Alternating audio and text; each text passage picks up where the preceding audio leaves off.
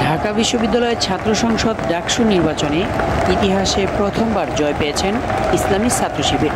পরাজিত হয়েছে আলোচিত আরেক ছাত্র সংগঠন বাংলাদেশ জাতীয়তাবাদী ছাত্রদল।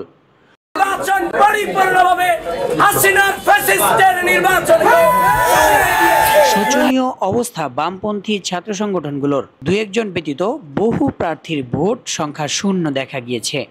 বাম দলের নেতারা মনে করেছেন ঐক্যবদ্ধ প্যানেল দিতে পারলে সাংগঠনিক দুর্বলতা সহ আরও বেশ কিছু ভালো এক প্রভাব ফেলতে পারত। বামপন্থী সৎ সাহিত্য সংশ্লিষ্ট সংগঠন মিলে একটি ঐক্যবদ্ধ প্যানেল দিতে পারলে প্রার্থীরা হয়তো শক্ত লড়াই করতে পারতেন। 2019 সালের বিতর্কিত নির্বাচনের পর চলতি বছর 9 সেপ্টেম্বর অনুষ্ঠিত হয় ডাকসুর ভোট।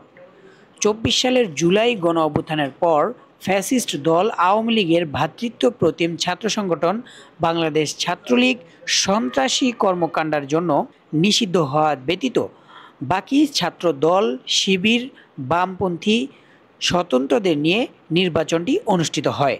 এবারের নির্বাচনে শতকরা 78% ভোট কাস্টিং করা হয়েছে। এত ভোট পড়লেও অতীত ডাকসুতে ব্যাপক প্রভাব রাখা বামপন্থী ছাত্র সংগঠনগুলোর ফলাফল কার্যত শূন্যই দেখা গিয়েছে। এসব সংগঠনের দুটি প্যানেলের মধ্যে একটিতে শুধুমাত্র সাধারণ সম্পাদক জিএস পদপ্রার্থী মেঘমাল্লার বসু উল্লেখযোগ্য ভোট পেয়েছেন।